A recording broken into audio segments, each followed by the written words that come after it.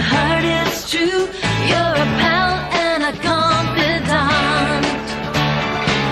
And if you threw a party, invited everyone you knew, you would see the biggest gift would be from me, and a card attached would say, thank you for being a friend.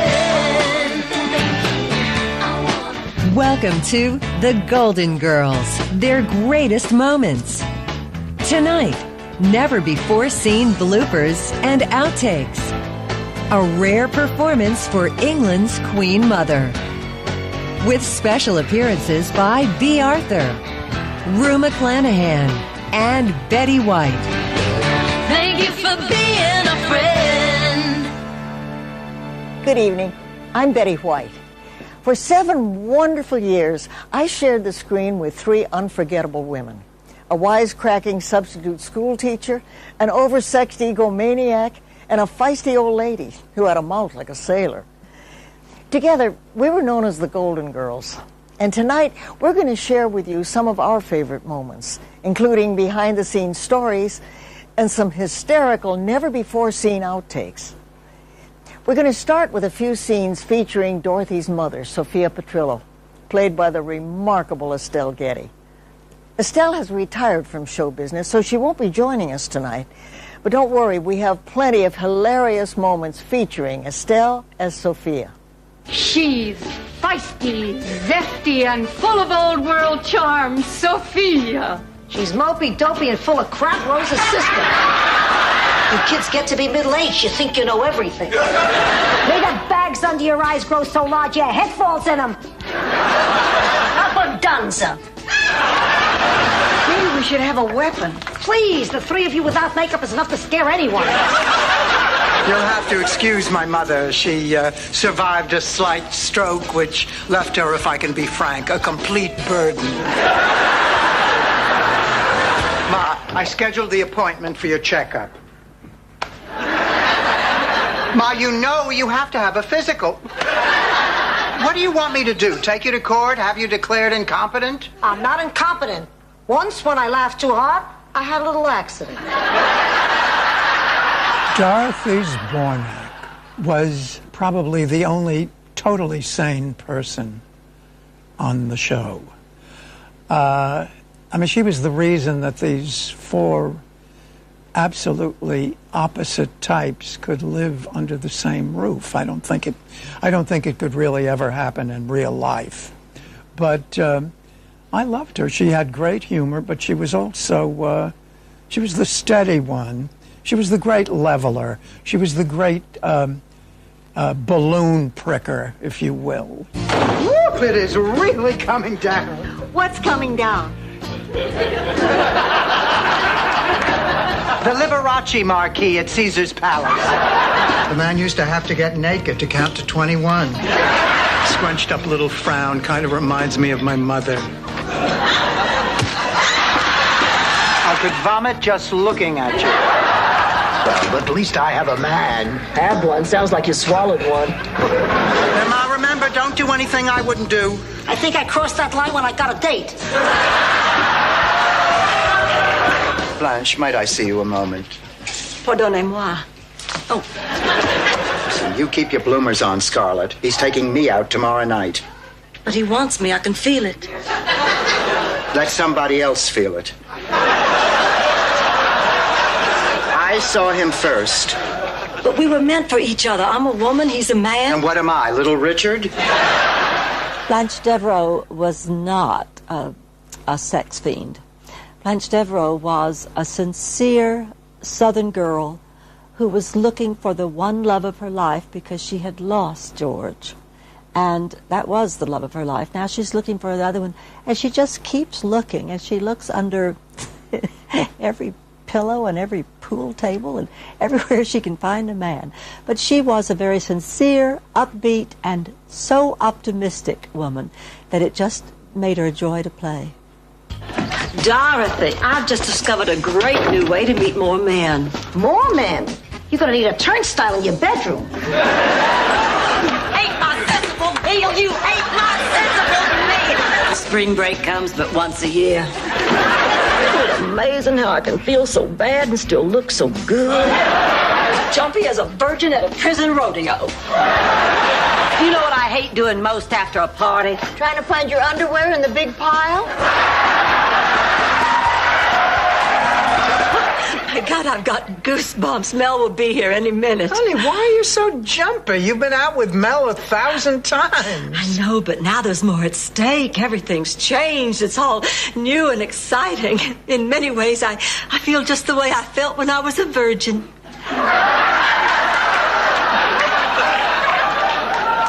You mean the feeling isn't going to last long?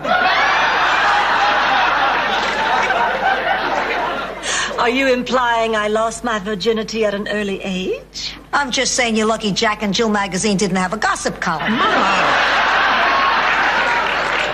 Please, Pussycat, I'm on a roll. I'm sorry, Sophia, but I'm not going to let your skepticism ruin my entire evening.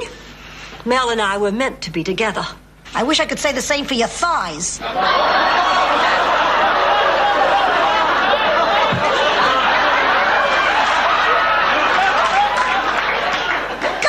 Tonight. I'm not going to stand for this. Take it, Dorothy. But I bet you'll lay down for it.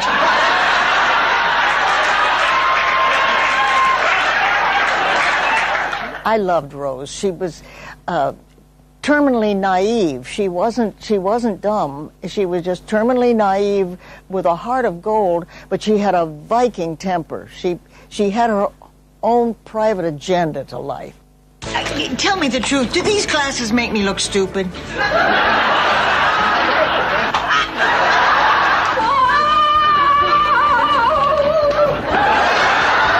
You're not going to believe this, but I have a St. Olaf story about this. It's called Guggenflöten cake. Say, do they have Guggenflöter? I think she's a Gerkamenaken. Knackend up and Schwingel. Klingen Spritzer schon. I'm not one to blow my own Beethovenflügel. Rose, if you say one more of those stupid words, Blow it out, your Tubenburbles! I've just been talking on the phone for a half hour, and guess what? You forgot to dial first?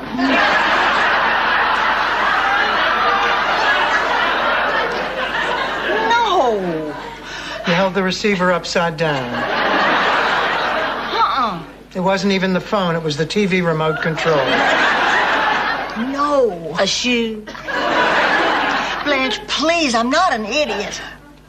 The TV has a remote control? We had such a good time playing those 4 Golden Girls. We were outspoken, outlandish, and very often outrageous. And when it came to the sensitive subject of sexual relations, we could say and do things that other network sitcoms wouldn't dare touch. There was very little that my character couldn't get away with when it came to her uncontrollable need for the attentions of men.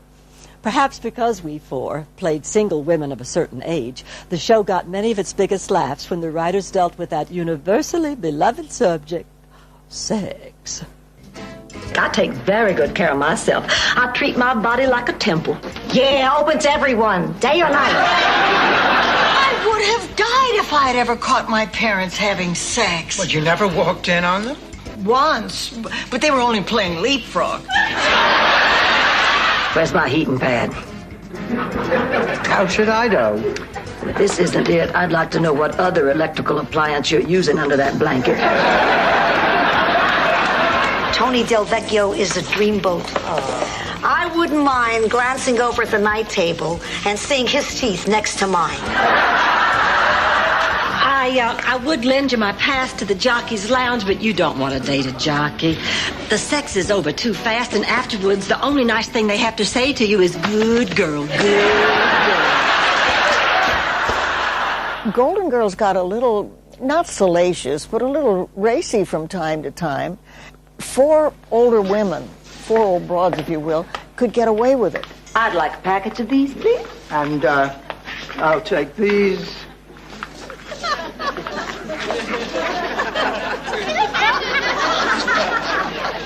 No, thank you. Now, that wasn't so bad, was it? Joe, I need a price check on some condoms. These 3 ladies here want a couple of boxes of the King George prophylactics. the ultra-sensitive. Two of them have the lambskins, and the blonde has the ultra-sensitive in black. Mom! Oh, my God! Dorothy, what is it? What, honey? Oh, good Lord.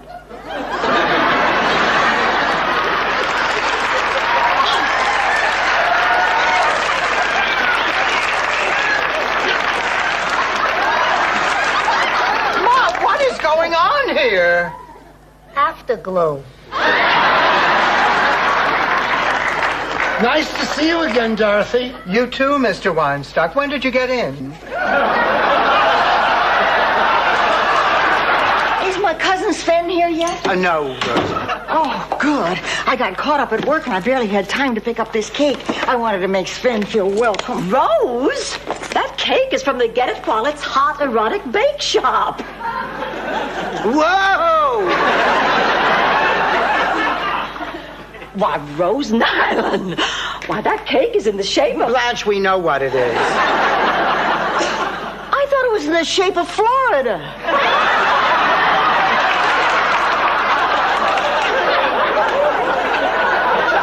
If you ask me, people rely too much on sex in relationships anyway. You're right. I mean, what is sex, after all? Two clunky old bodies thrashing around against each other. Like animals. You get all sweaty and flushed. Your nose runs. Your heart races. Your blood races. Rose. Say it, Ernie. It's time, Rose. Check, please. We Golden Girls would get ourselves into so many priceless messes. The fun was due to the scripts and the situations, which varied every week. And there were so many opportunities for the four of us to play those wonderful characters. Since I've always loved performing, especially singing and dancing, I had a ball when I had a chance to do something totally different. Estelle, or Sophia, signed us up for a mother-daughter beauty pageant at Shady Pines. And for the talent section, we played Sonny and Cher.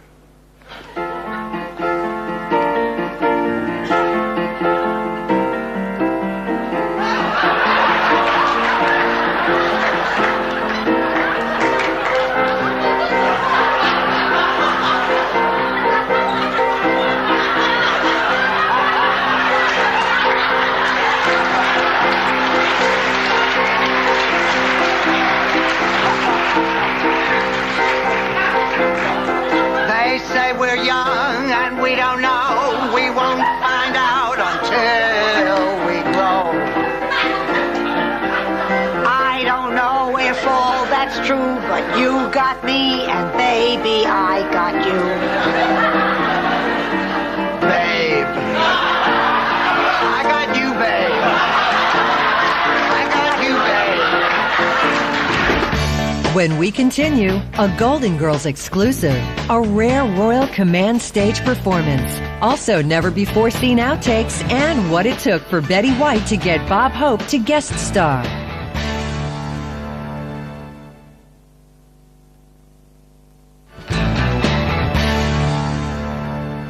If you ask me, part of what made the Golden Girls click was the fact that no subject, big or small, was off limits. No issue was too hot. Nothing was taboo.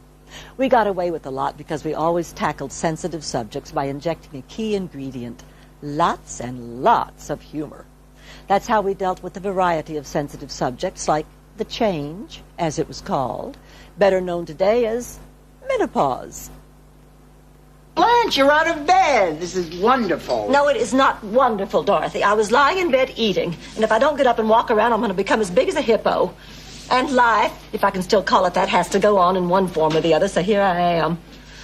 I'll just spend my remaining years in the company of women. Only reason I'm sticking around is to read Danielle Steele's next book.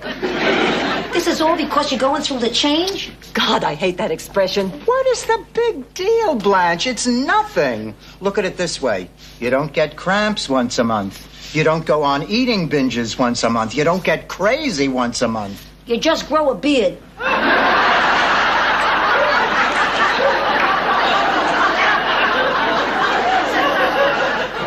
Don't listen to her, Blanche. You grow a beard, Dorothy. Believe me, I woke up one morning, I looked like Arafat. Oh, my God. I never grew a beard. You never grew brains either. Well, I tell you, menopause was wonderful for me. It meant no more PMS. I never had PMS. Neither did I. But I had a BMW. Well, now I know why Hemingway killed himself. Oh, girls, I have writer's block. It is the worst feeling in the world. Try 10 days without a bowel movement sometime.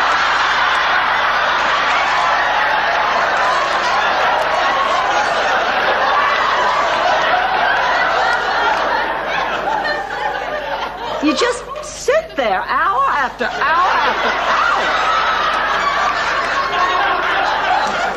Tell me about it. Blanche is upset. Well, you would be, too, if your daughter... Oh, I can't even say it. What could have happened? The two of you were getting so close. My little girl is going to have a baby by artificial insemination.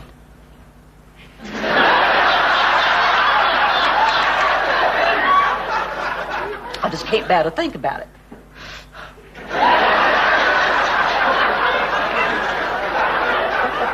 I'm just being silly, aren't I?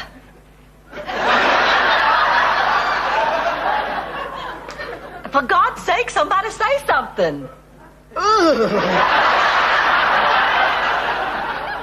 Big help. Dorothy, what about you? You're always the sensible one around here, the free modern thinker who keeps up with the times. Now, what do you think?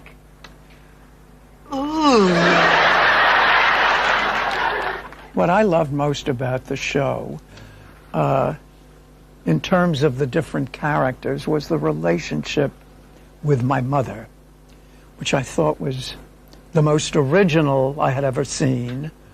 Number one, the difference in appearance. There I was, 5'9.5" in my stocking feet, and she was 4'10". But this love-hate thing, I mean, she constantly put me down, and I constantly treated her like the beast that she was to me. Hi, pussycat. Say goodbye, old woman.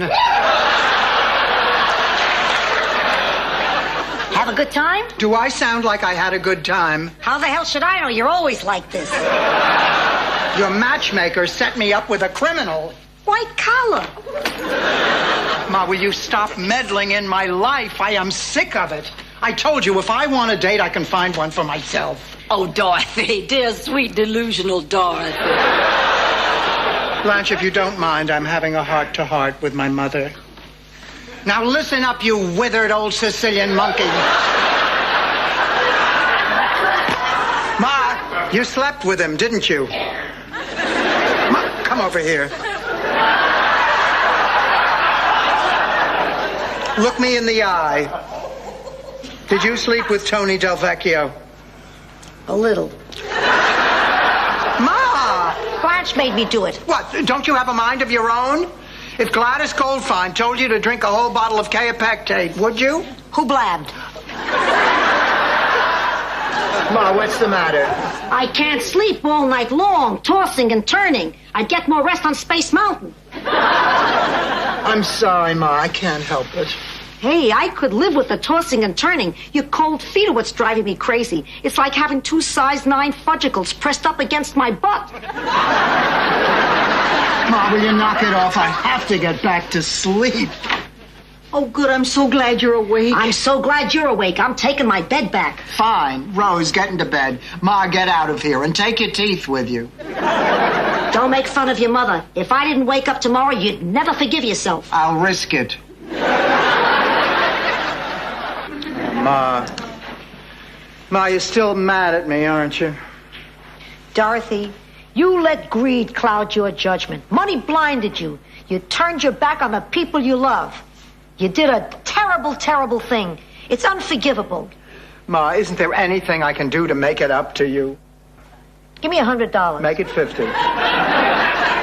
Done. I love you. I remember I'd been handed a lot of scripts because I didn't think I wanted to do another series after Maude.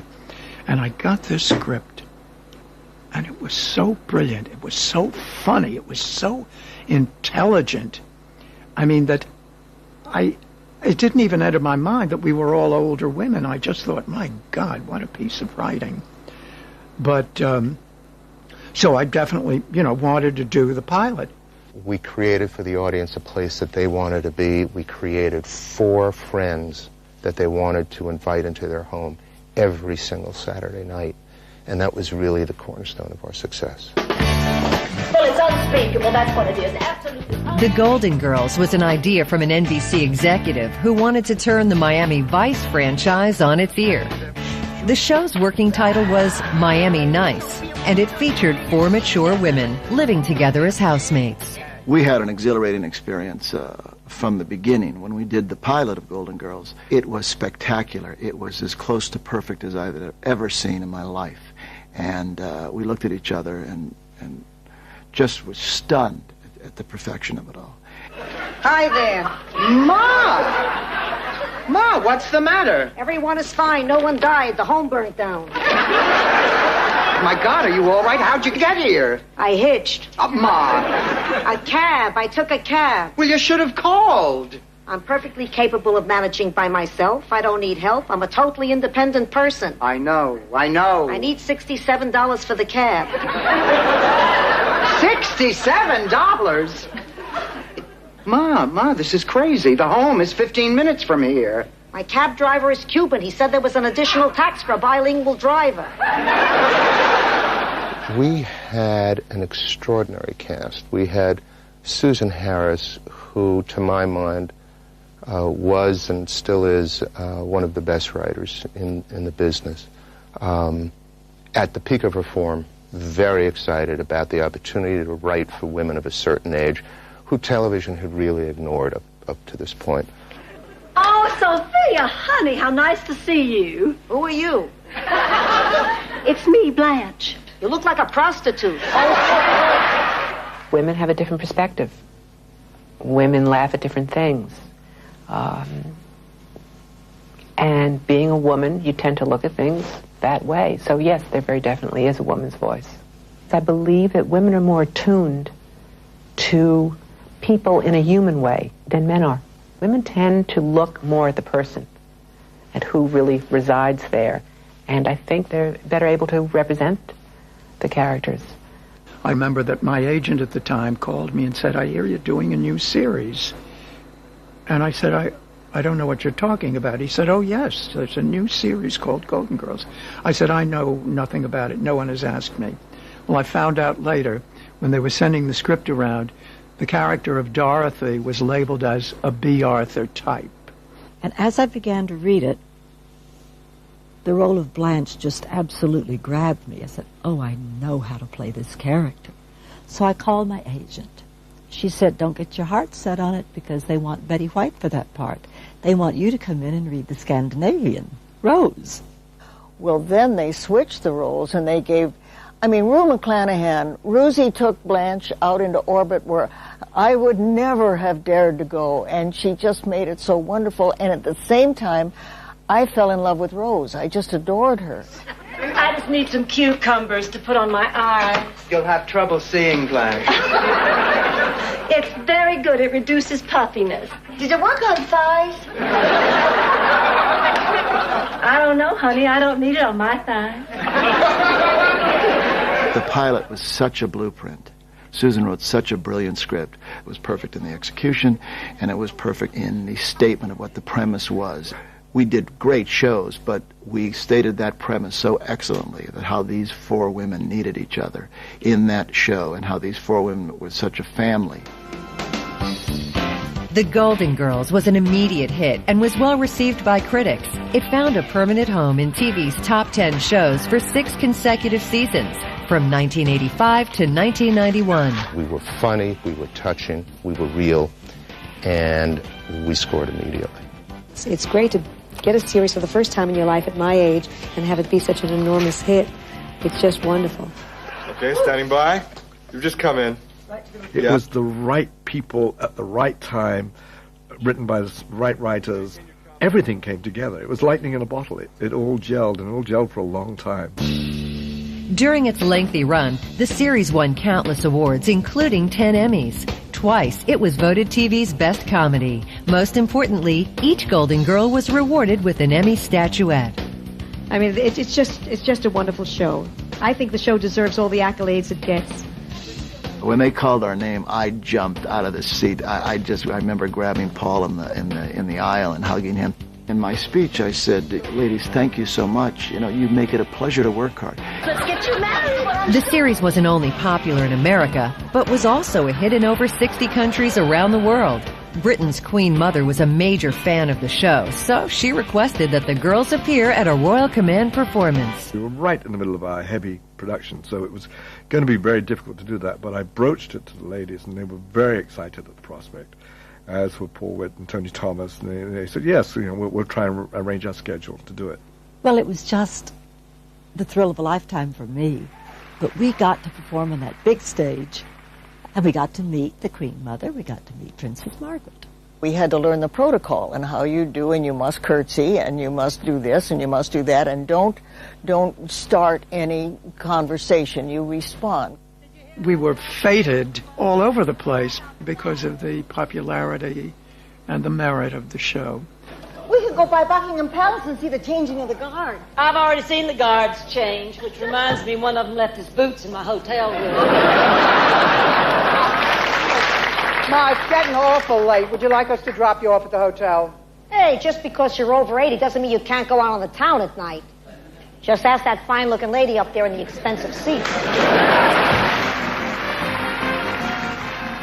We made them laugh, and we made them feel things that were going on in their own lives in a very safe, acceptable, and comfortable way. I suspect it will go on forever, as new generations discover it. The ladies were brilliant, and the writing was superb, and that is why the Golden Girls is golden. Tony Thomas took me aside, and I thought, whoops, I've lost my job. I wanted to tell him it's too late to recast.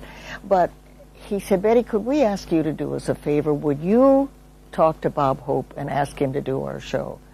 He said, you know him better than we do, and would you do it? Well, I called Bob, and bless his heart, he said, there was a kind of a beat of two. He said, sure, why not? And that's why on all your programs it says that the guest celebrity for tonight's show is Presto! Bob Hope!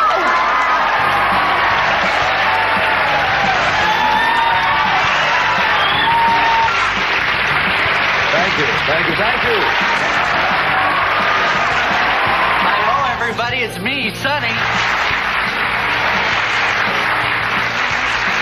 Who tied those dead fish to the back of the car? Wow. Straight to Final Jeopardy, huh? And today our Final Jeopardy category is this. Sure be nice if you got one of these right.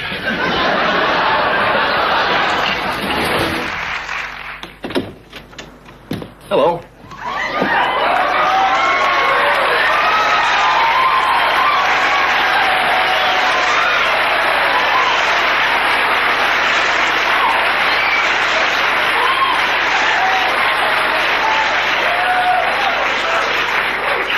Sophia around? Oh, hi, Bert.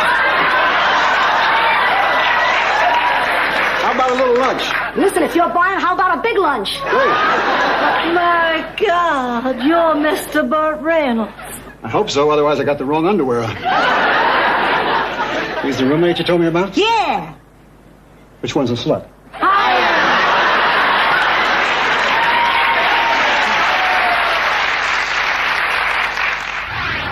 It may be my all-time favorite scene, the one where I get to sing I Want to Be Loved by You on the grand piano. Actually, I'm on a grand piano singing I Want to Be Loved by You, trying to take the spotlight off Bea, who is being a big hit at the Rusty Anchor, and I want to be a singing hit too. I want to be loved by you, just you. and nobody else but you. I wanna be loved by you alone.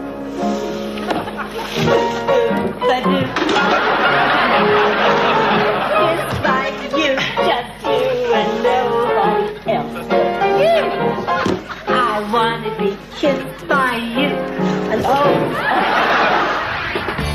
Coming up, the Golden Girls show their sensitive side. Also, the television premiere of rare bloopers and outtakes. And the stars reveal their #1 favorite moment.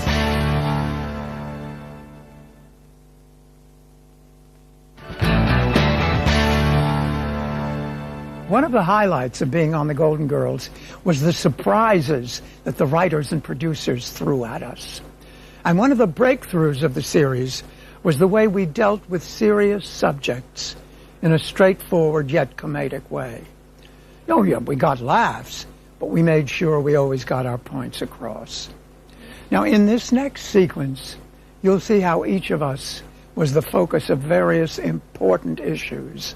In this first segment, my character was battling a real disease, chronic fatigue syndrome, which gave me the chance to vent my anger on the medical profession and on one doctor in particular, which I must admit I really enjoyed doing. Dr. Budd, I came to you sick and scared, and you dismissed me. You didn't have the answer, and instead of saying, I'm sorry, I don't know what's wrong with you, you made me feel crazy, like I had made it all up. You dismissed me. You made me feel like a child, a fool, a neurotic who was wasting your precious time. Is that your caring profession? Is that healing? No one deserves that kind of treatment, Dr. Budd. No one. I suspect had I been a man, I might have been taken a little bit more seriously and not told to go to a hairdresser. Look, I am not going to sit here anymore. Shut up, Louis.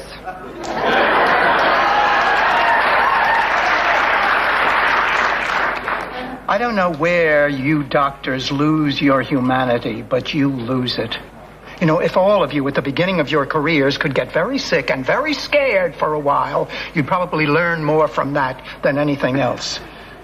You'd better start listening to your patients. They need to be heard. They need caring. They need compassion.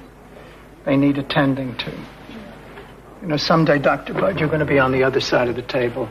And as angry as I am, and as angry as I always will be, I still wish you a better doctor than you were to me.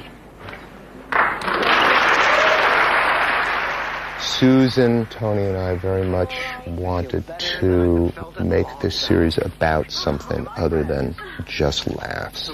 Susan has chronic fatigue syndrome, and it was a very important part of our life at that point, dealing with the effects of it. It was also a period in which we had many friends, we all did in the business, who were HIV positive or had AIDS. And it was part of what society was experiencing. Of all the unlikely characters of the four of us, they picked Rose to confront the HIV problem. Her results from physical came back, and they thought she had HIV, and seeing her panic, but at the same time in a comedic way, without making fun of the subject at all. Damn it, why is this happening to me? I mean, this isn't supposed to happen to people like me. You must have gone to bed with hundreds of men. All I had was one innocent operation. Hey, wait a minute. Are you saying this should be me and not you? No, I'm just saying that I am a good person. Hell, I'm a goody two-shoes. AIDS is not a bad person's disease, Rose. It is not God punishing people for their sins. You're right, Blanche. Well, you're damn straight I'm right. Your test results were fine, Mrs. Zabornek. Oh, that's great. Well, sure, that's great for you, Dorothy, but what about me? Rose, you used my name, you remember? Right. Well, then I'm fine, too. I'm fine. Oh, thank you, God. Oh, I wish you could have told me that on the phone. The last couple of hours waiting were the hardest. I know. But even people who test negative often need more counseling. Oh, I feel wonderful. I feel great. I know what you've been through, and I'm really very happy things turned out. Oh, thank you, Doctor. Thank you, Doctor. Hey. The best comedy is intertwined with moments of drama, moments of tragedy. But it is also the trademark of Susan Harris. Her best writing will make you laugh and make you cry. Susan Harris has always been brilliant at doing that. And the majority of those stories were written by Susan Harris, the ones of real drama. One of the more serious episodes, which actually featured me, was the one where I was asked to donate a kidney to my sister, who was not one of my favorite people in the world. But I was the best match for her, and she might die without it. And I had this dilemma, Blanche being as self-centered as she was, about whether or not to donate my kidney.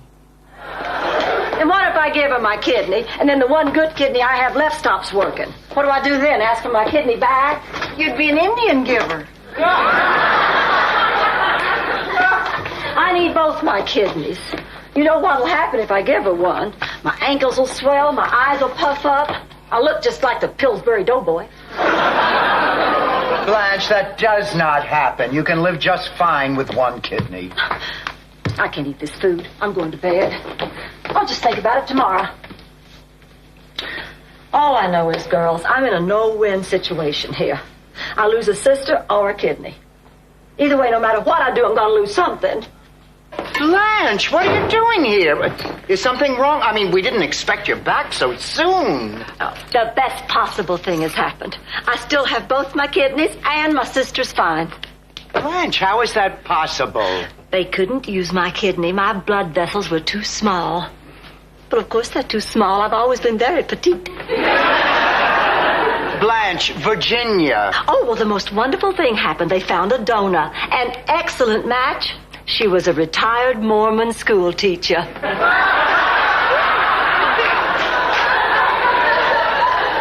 Virginia's so lucky. Oh, I'll say.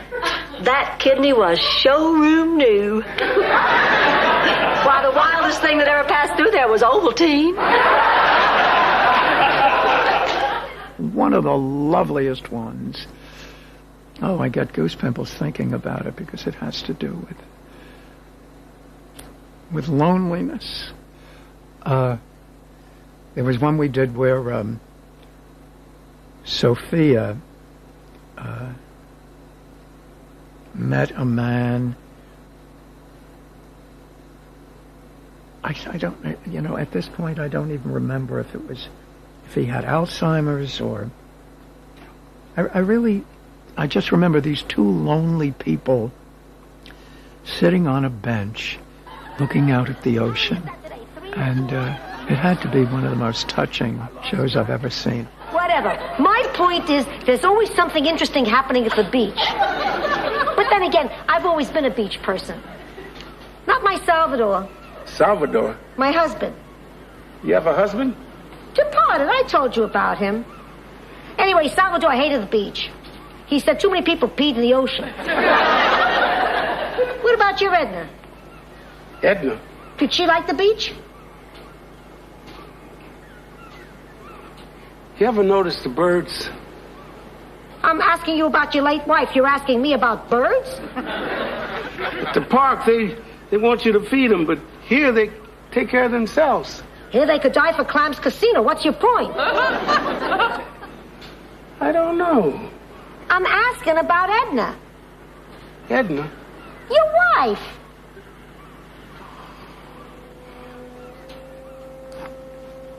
Oh, hey. I'm sorry. I guess I just can't take a hint. There's some things about Salvador I still have trouble talking about. Of course, Other things I'm not allowed to talk about unless I want the Scarpoli family to put out a contract on me. Hey, I made up that last part trying to lighten the moment. I'm sorry, Alvin. Don't cry. That's okay. You cry all you want.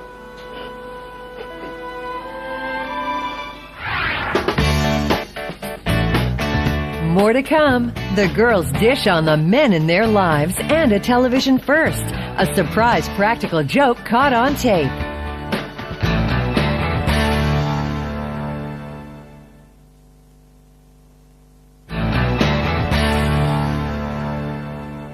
During the show's 7-year run, there were quite a few men who were part of our world in Miami. Let's not forget, we Golden Girls were a highly flirtatious quartet who loved it when gentlemen callers stopped by. Over the years, many passed through our home, but only 2 became recurring characters on the series. Rose was lucky enough to have a fairly long-lasting relationship, that's defined as 3 seasons, with a man named Miles Weber, played by the sweet, lovely Harold Gould. Rose and Miles even edged their way towards marriage. But as you will see, our relationship, like many things on the Golden Girls, was a bit upside down and backwards. We're not just getting married because of the contest, are we? Oh, no. Oh, sweetheart, no. I'm marrying you because I love you. I mean, the prize is just the biggest, best Christmas present I ever got. Well, okay. Let's do it. Let's get married. No, wait a minute. Call me old-fashioned, but we got a proposal here. Let's do it right. Oh, of course. Miles, if you'd marry me, you'd make me the happiest woman in the world. I think I'm going to cry. Do you know what one of the high spots for me on the show was working with Herb Edelman? I just loved that we could make fun of the fact that he was quite bald. And it was just a love, it was just a delicious, even though I would slam doors at him and carry on, and he knew that I loved him, and the audience knew that we had something real in our marriage, even though it did end. Dorothy, I know it's been a while, but try and control yourself. I need some rest. What the hell is that for? You're not getting into this bed, Stanley. Then where am I supposed to sleep? On the floor like any dog. Oh, fine. Just fine. Stan's Fornack doesn't have to beg a woman to get into bed. Women come to me. Yeah. Right after they get the approval number on your MasterCard. Good night. Oh, shut up.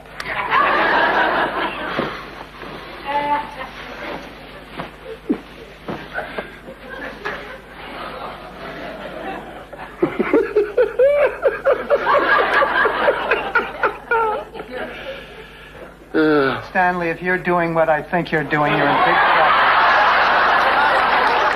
trouble. We covered a lot of things on Golden Girls. In fact, I can't really offhand think of what we didn't cover. We had a lot of gay story. Not a lot. We had homosexuality addressed from time to time. At one point, I think it was Rue's brother. Now, stop me if I'm wrong, because I haven't seen these shows in a while.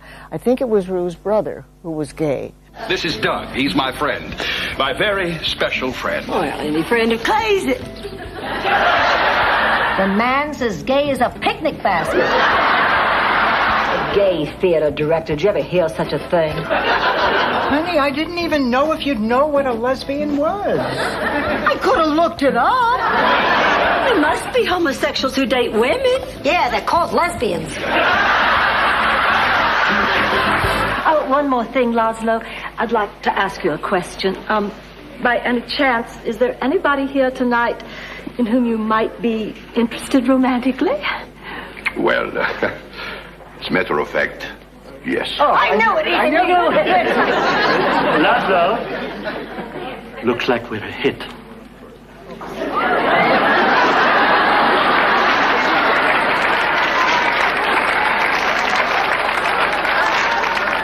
I'm sorry, I thought you knew.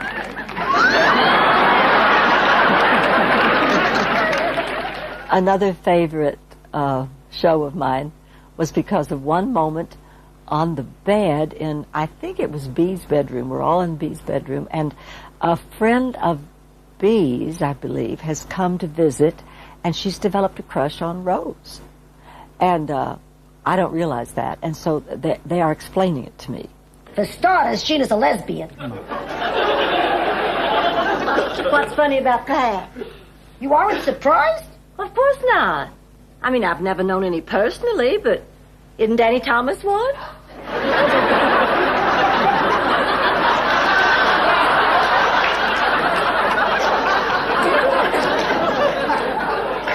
Not Lebanese, Blanche.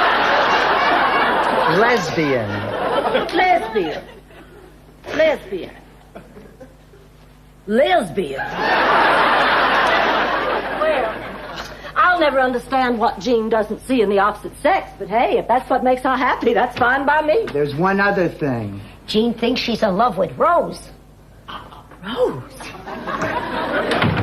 Jean has the hots for Rose? I don't believe it. I do not believe it. I was pretty surprised myself. Well, I'll bet. To think Jean would prefer Rose over me? That's ridiculous. We did musical numbers every once in a while. I remember once, and Rose always played the piano. Well, of course, Betty doesn't play the piano, but she fakes it, as she does so many other things.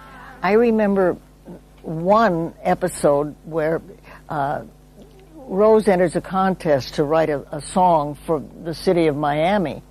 And what makes sense to Rose doesn't always make sense to the rest of the world. Tickle the ivories, Rose. Coochie, coochie, coochie, coochie.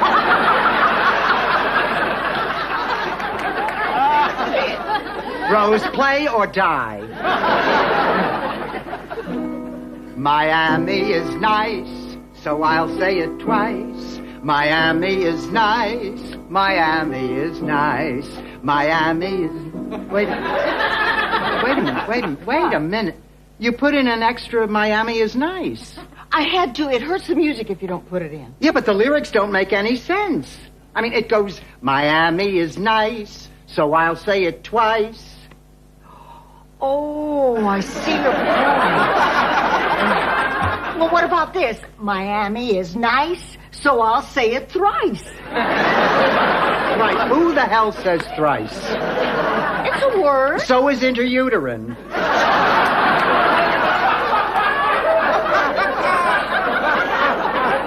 It does not belong in a song. Miami, you're cuter than an interuterine. Next, fresh from the Golden Girls vault, hilarious bloopers and an outrageous practical joke. When we continue with the Golden Girls, their greatest moments.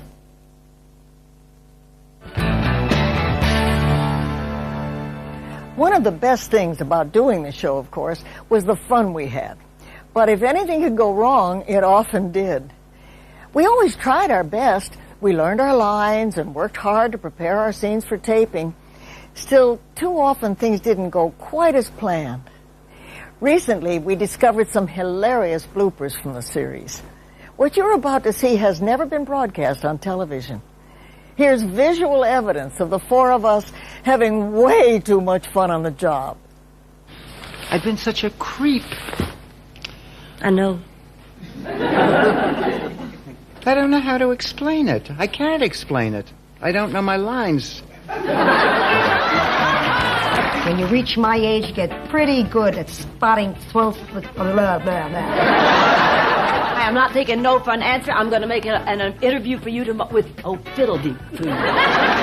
Why do you think I've been making minimum wage? If either of them forgets to take a nitroglycerin, right? Expect a good time, a shoe shine, and a tower. Rational behavior to get, what's his name to like you. Well, scoff if you must, but I've screwed it up. Please, here we go. In 5, 4, 3, 2.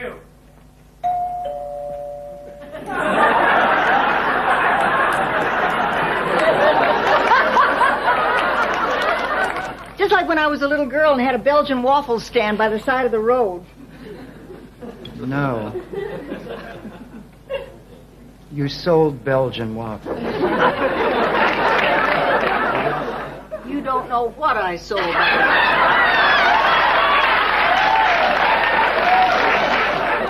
Well, I've lived with these bitter butter memories too long. As the finale... Oh, God, they're recasting.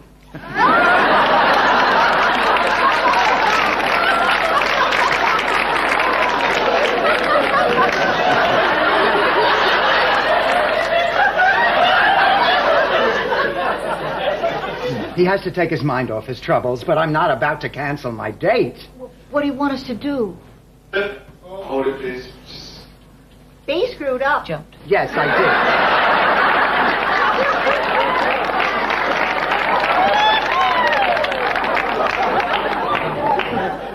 It was a fad during the Great Depression of...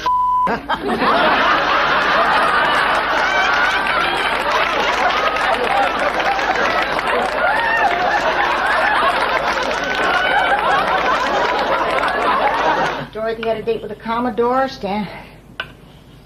Dorothy had a date with a Commodore, Blanche had a... Don't laugh. Now, this is not funny. Reading one of the jokes. Rose, honey, now don't let this personal thing depress you. Dorothy, I can't help it. I haven't been this depressed since I was rejected by Uncle Sam. I thought they were going to laugh, and they didn't. They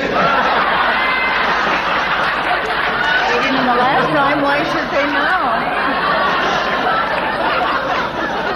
You didn't before, and you shouldn't again. I haven't been this depressed since I was rejected by Uncle Sam. Woo!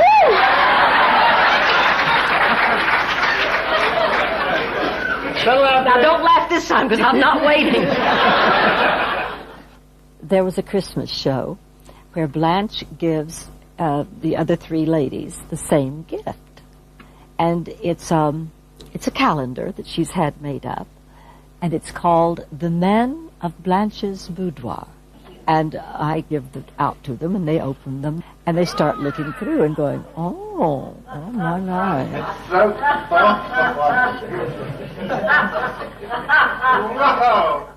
We had two prop men who shot photos of themselves and some of the guys on the crew in various stages of undress.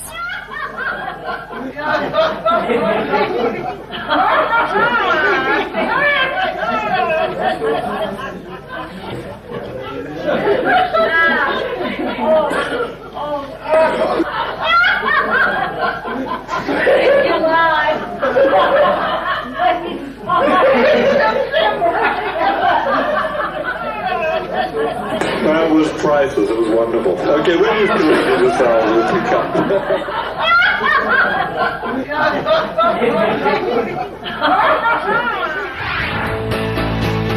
Next, the Golden Girls share their special memories from the final episode and their favorite moments.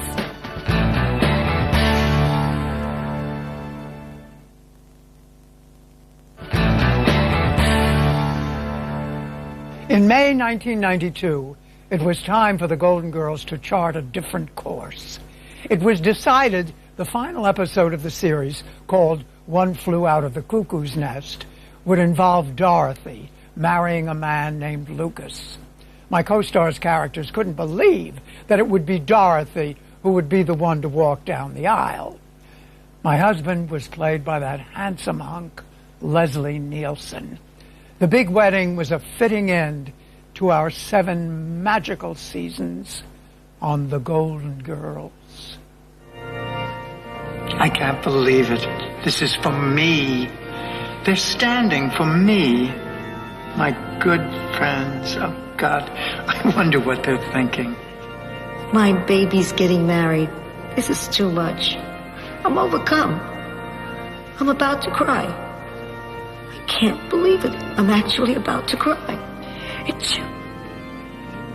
Wow, misjudged that one. Oh, look at her. I've never seen Dorothy look so happy. Okay, that once, but she didn't know I was watching. And she looks so beautiful. Oh, my God, if a woman with all my gifts is jealous of her, I can't imagine what a woman like Rose must be thinking. Hi-ho, the dairy-o, the farmer in the dell. With this ring, I thee wed. With this ring, I thee wed.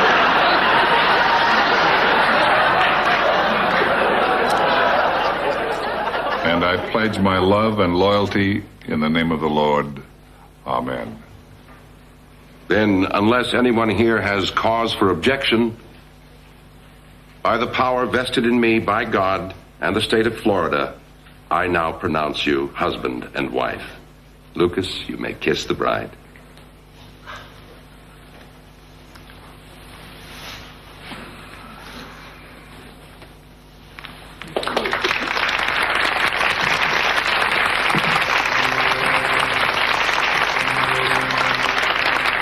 Oh, no, of all the times for me to feel a sneeze coming on.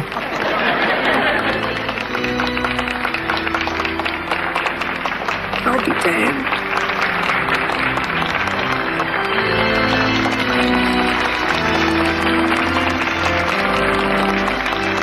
Oh, I'm okay in the show till the end, you know, and then we all pretty much break down, as you'll see. It's very hard. It's hard to end the show. It's hard to say goodbye. It's particularly hard for me and Dee because it was such a very close relationship. Well, yeah. I guess this is it. right. Listen, Dorothy, you don't have to say anything. I mean, what can you say about 7 years of fights and laughter, secrets, cheesecake? just that it's been very, it's been an experience that I'll always keep very close to my heart. And that these are memories that I'll wrap myself in when the world gets cold and I forget that there are people who are warm and loving and... We love you, too. I'll miss you. You will always be a part of us. Your friendship was something I never expected at this point in my life, and I could never have asked for a better surprise. That's how we feel, too. I have to go. Dorothy, is this goodbye?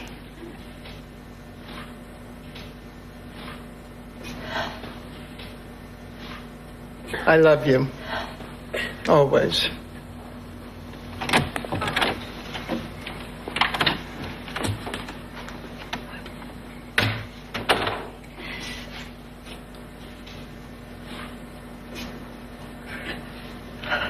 Oh, God, I love you so much. Stay tuned. The Golden Girls are about to reveal their all-time favorite scenes.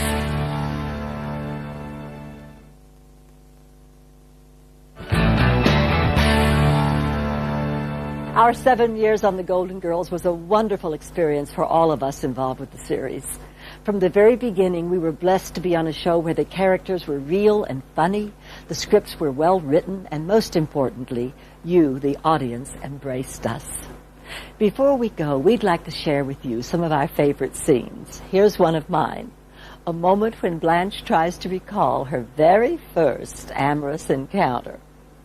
Oh, that Blanche. My first was Billy. Oh, I remember it so well, just like it was yesterday. That night under the dogwood trees, the air thick with perfume, and me with Billy. Or Bobby. Yeah, Bobby. Yeah, it was Bobby. Or was it Ben? Oh, who knows? Anyway, it started with a B. That first time, did you have...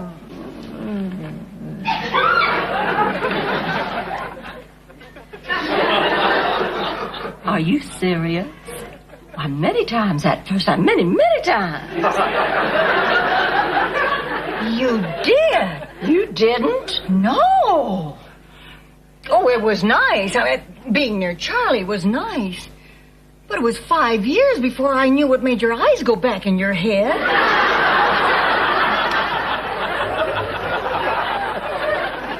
Dorothy, did you have... How could I? I mean, it always seemed to happen before I was in the room. The humor was so... It was never heavy-handed. We'd drop something and let it go. Like one of my very favorite scenes, one of my favorite bits of dialogue was when my ex-husband, Stanley, came to the house and I introduced him to the girls. Hi, it was real...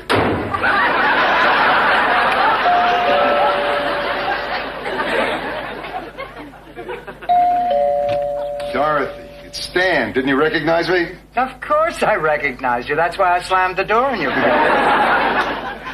Still the jokester, huh, Dorothy? And speaking of jokes, Stan, that is some toupee you've got.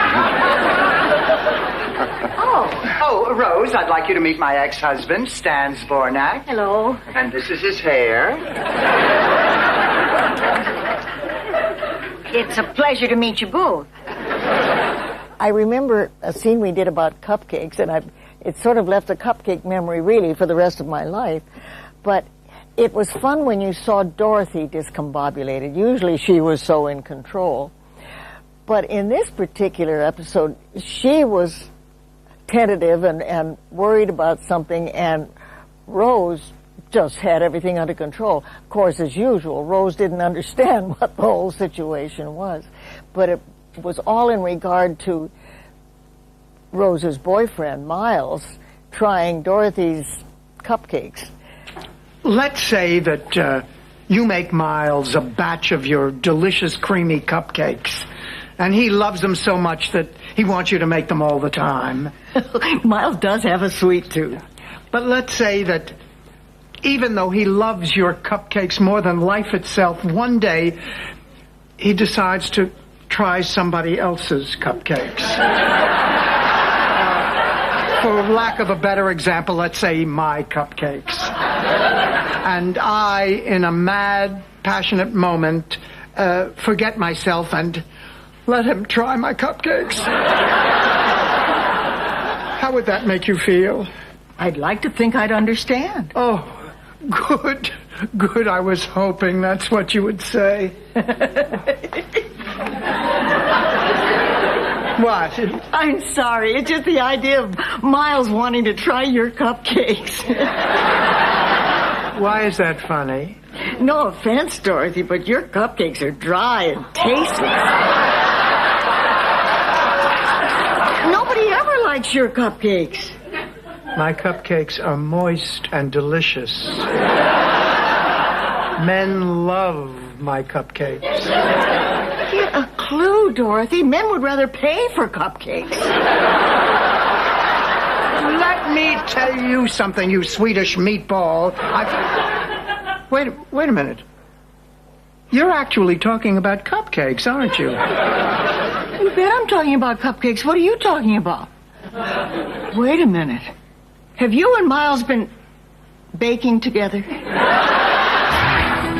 Let's go out and celebrate life. Let's go out and do something crazy. Come home in the morning like my mother says, when you gonna live your life right. On Mother's Day we're not the fortunate ones, and girls just wanna have fun. Oh, girls just wanna have fun. Can I ask a dumb question? Better than anyone I know. I feel like I'm in the middle of some awful dream. Yet I know it can't be a dream because there are no boy dancers. When I turn my hearing aid up to 10, I can hear a canary break wind in Lauderdale. If they say all of boom. When the working day is done, no girls, they wanna